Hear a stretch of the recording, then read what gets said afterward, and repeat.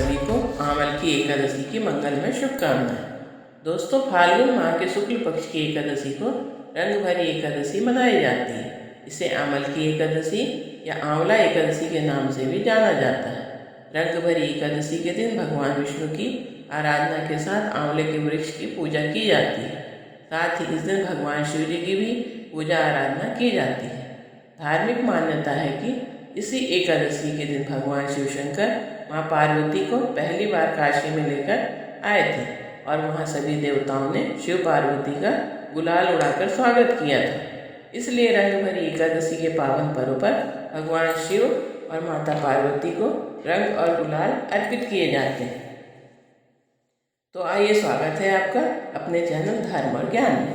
यदि आप चैनल में नए हैं तो चैनल को अवश्य सब्सक्राइब करें और कमेंट बॉक्स में जय श्री राधे अवश्य लिखें, ताकि हम सब पर श्री हरि की कृपा हमेशा बनी रहे। दोस्तों, एकादशी के व्रत को काफ़ी पुण्यदायी और व्रतों में श्रेष्ठ माना जाता है। एकादशी तिथि के महत्व को बताते हुए भगवान श्री कृष्ण ने गीता में कहा है कि मैं वृक्षों में पीपल एवं तिथियों में एकादशी हूँ। शास्त्रों में भी कहा गया है कि विवेक के समान कोई बंधु नहीं और एकादशी के समान कोई व्रत नहीं। अतः आंवल की एकादशी के दिन आंवले के पेड़ की पूजा का विशेष महत्व है। पुराण में फाल्गुन माह की आंवला एकादशी पर आंवले की महिमा का वर्णन किया गया है। इस दिन भगवान विष्णु स्वयं माँ लक्ष्मी के साथ आंवले के वृक्ष पर निवास करते हैं। इसलिए इस दिन आंवले के वृक्ष के पूजन और परिक्रमा करने से लक्ष्मी नारायण प्रसन्न होते हैं और साधक को सुख सौभाग्य प्रदान करते हैं। इस दिन आंवले के वृक्ष का रोपण करने से वास्तु दोष और पितृ दोष से मुक्ति मिलती है। अतः आंवले के वृक्ष अवश्य लगाएं।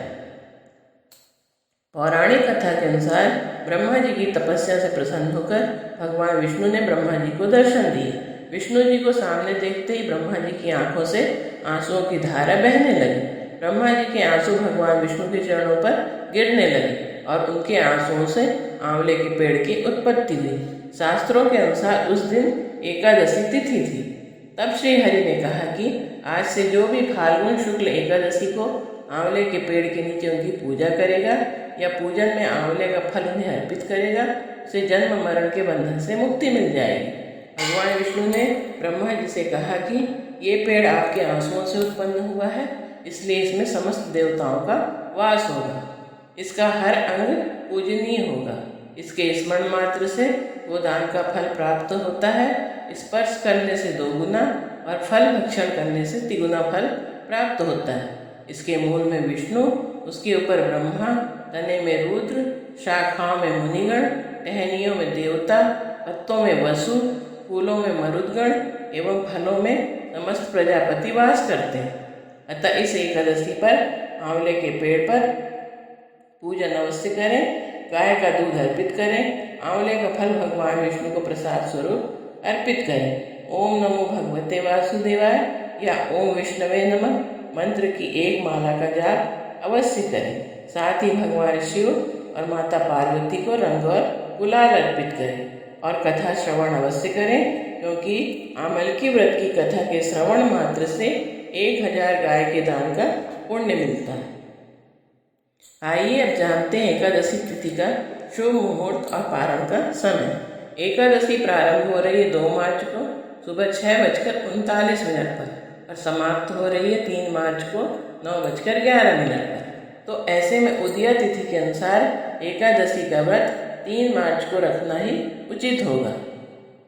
द्वादशी तिथि प्रारंभ हो रही 3 मार्च सुबह 9:12 पर और समाप्त हो रही है 4 मार्च को सुबह 11:43 पर।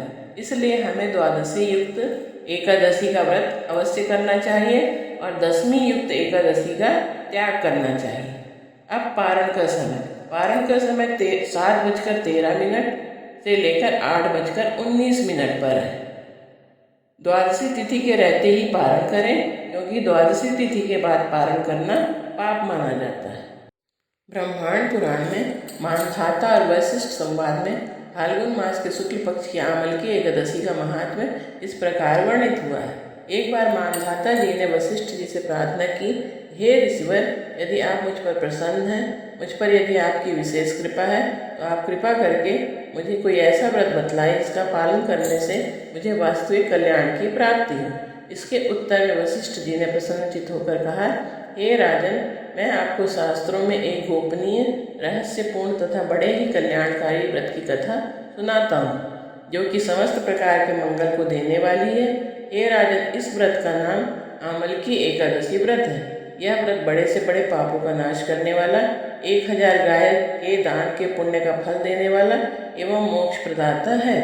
पुराने समय के वैदिस नाम के नगर में ब्राह्मण, क्षत्रिय, वैश्य तथा शूद्र वर्ण के लोग बड़े ही सुखपूर्वक निवास करते थे।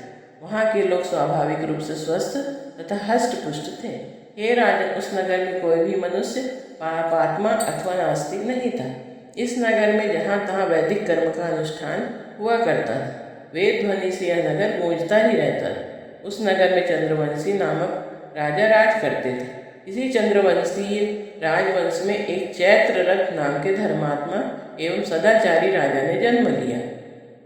यह राजा बड़ा पराक्रमी, शूरवीर, धनवान, भाग्यवान तथा शास्त्रों का ज्ञाता भी था। इस राजा के राज्य में प्रजा को बड़ा ही सुख था। सारा वातावरण भी अनुकूल था। यहाँ की सारी प्रजा विष्णु भक्ति पारायण थी। सभी लोग एकादशी का व्रत करते थे। इस राज्य में कोई भी दरिद्र अथवा कृपण नहीं देखा जाता था। इस प्रकार प्रजा के साथ राजा अनेकों वर्षों तक सुखपूर्वक राज करते रहे। एक बार फाल्गुन शुक्ल पक्षी द्वादशी संयुक्ता आमलकी एकादशी आ गई। यह एकादशी महाफल देने वाली है। ऐसा जानकर नगर के बालक, वृद्ध, युवा, स्त्री तथा पुरुष तथा स्वयं राजा ने भी सपरिवार इस एकादशी का व्रत पूरे नियमों के साथ पालन किया। एकादशी वाले दिन राजा प्रातःकाल नदी में स्नान आदि समाप्त कर समस्त प्रजा के साथ उसी नदी के किनारे पर बने भगवान श्री विष्णु के मंदिर में जा पहुँचे। उन्होंने वहाँ दिव्य गंध सुवासित जलपूर्ण कलश, छत्र, वस्त्र, पादुका आदि पंचरत्नों के द्वारा सुसज्जित करके भगवान की स्थापना की। इसके बाद धूप दीप प्रज्वलित करके आमलकी अर्थात आंवले के साथ भगवान श्री परशुराम जी की पूजा की और अंत में प्रार्थना की कि हे परशुराम, हे रेणुका के सुखवर्धक, हे मुक्ति प्रदाता, आपको नमस्कार है। हे आमलकी, हे ब्रह्मपुत्री, हे धात्री, हे पापनाशनी, आपको नमस्कार, आप मेरी पूजा स्वीकार करें। इस प्रकार राजा ने अपनी प्रजा के व्यक्तियों के साथ भगवान श्री विष्णु एवं भगवान श्री परशुराम जी की पवित्र गाथा श्रवण, कीर्तन व स्मरण करते हुए तथा एकादशी की महिमा सुनते हुए रात्रि जागरण भी किया। उसी शाम एक शिकारी शिकार करता हुआ वहीं आ पहुंचा। जीवों की हत्या करते ही वह दिन व्यतीत करता था। दीपमालाओं से सुसज्जित तथा बहुत से लोगों द्वारा इकट्ठे होकर हरि कीर्तन करते हुए रात्रि जागरण करते देख शिकारी सोचने लगा, यह सब क्या हो रहा है। शिकारी के पिछले जन्म के पुण्य का उदय होने पर ही वहाँ एकादशी का व्रत करते हुए भक्तजनों का उसने दर्शन किया। कलश के ऊपर विराजमान भगवान श्री दामोदर जी का उसने दर्शन किया तथा वहाँ बैठकर भगवान श्री हरि की चरित्र गाथा श्रवण करने लगा। भूखा प्यासा होने पर भी एकाग्र मन से एकादशी व्रत के महात्म्य की कथा तथा भगवान श्री हरि की महिमा श्रवण करते हुए उसने भी रात्रि जागरण किया तथा प्रातःकाल होने पर राजा अपनी प्रजा के साथ अपने नगर को चला गया और शिकारी भी अपने घर वापस आ गया और समय पर उसने भोजन किया। कुछ समय बाद जब उस शिकारी की मृत्यु हो गई तो अनायास एकादशी व्रत पालन करने तथा एकादशी तिथि में रात्रि जागरण करने के प्रभाव से उस शिकारी ने दूसरे जन्म में विशाल धन संपदा, सेना, सामंत, हाथी, घोड़े, रथों से पूर्ण जयंती नाम की नगरी के विदुरथ नामक राजा के यहाँ पुत्र के रूप में जन्म लिया। वह सूर्य के समान पराक्रमी, पृथ्वी के समान क्षमाशील, धर्मनिष्ठ, सत्यनिष्ठ एवं अनेक सद्गुणों से युक्त होकर भगवान विष्णु की भक्ति करता हुआ तथा 1 लाख गांवों का आधिपत्य करता हुआ जीवन बिताने लगा।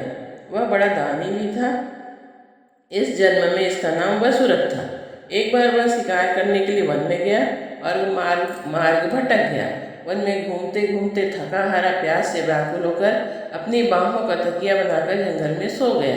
उसी समय पर्वतों में रहने वाले म्लेच्छ यवन सोए हुए राजा के पास आकर राजा की हत्या की चेष्टा करने लगे था कि ये वही व्यक्ति जिसने हमारे माता पिता, पुत्र, पौत्र आदि को मारा था तथा इसी के कारण जंगल में खाक छान रहे हैं। किंतु आश्चर्य की बात है कि उन लोगों द्वारा फेंके गए अस्त्र शस्त्र राजा को न लगकर उसके इर्द गिर्द ही गिरते चले गए। राजा को खरोंच तक नहीं आई। जब उन लोगों के अस्त्र शस्त्र समाप्त हो गए तो वे सभी भयभीत हो गए तथा एक कदम भी आगे नहीं बढ़ा सके। तब सभी ने देखा कि उसी समय राजा के शरीर से एक दिव्य गंध युक्त अनेक आभूषणों से युक्त एक परम सुंदरी देवी प्रकट हुई। वह भीषण भ्रिकुटी युक्ता क्रोधित नेत्र देवी क्रोध से लाल पीली हो रही थी। उस देवी का यह स्वरूप देखकर सभी यवन इधर उधर दौड़ने लगे, परंतु उस देवी ने हाथ में चक्र लेकर एक ही क्षण में सभी म्लेच्छों का वध कर डाला। जब राजा की नींद खुली तथा उसने यह भयानक हत्याकांड देखा तो वह आश्चर्यचकित हो गया, साथ ही भयभीत भी हो गया। उस भीषण आकार वाले म्लेच्छों को मरा देखकर राजा विस्मय के साथ सोचने लगा कि मेरे इन शत्रुओं को मारकर किसने मेरी रक्षा की। यहाँ मेरा ऐसा कौन हितैषी मित्र है, जो भी हो उसके इस महान कार्य के लिए मैं उसका बहुत बहुत धन्यवाद ज्ञापन करता हूँ। उसी समय आकाशवाणी हुई कि भगवान केशव को छोड़कर भला शरणागत की रक्षा करने वाला और है ही कौन। अतः शरणागत रक्षक शरणागत पालक श्री हरि ने ही तुम्हारी रक्षा की है। राजा उस आकाशवाणी को सुनकर प्रसन्न तो हुआ ही, साथ ही भगवान के श्री हरि के चरणों में अति कृतज्ञ होकर भगवान का भजन करते हुए अपने राज्य में वापस आ गया और निष्कंटक राज्य करने लगा। वशिष्ठ जी कहते हैं कि हे राजन, जो मनुष्य इस आमल की एकादशी व्रत का पालन करते हैं वह निश्चय ही विष्णु लोक की प्राप्ति कर लेते हैं। अतः इस प्रकार कथा समाप्त हुई।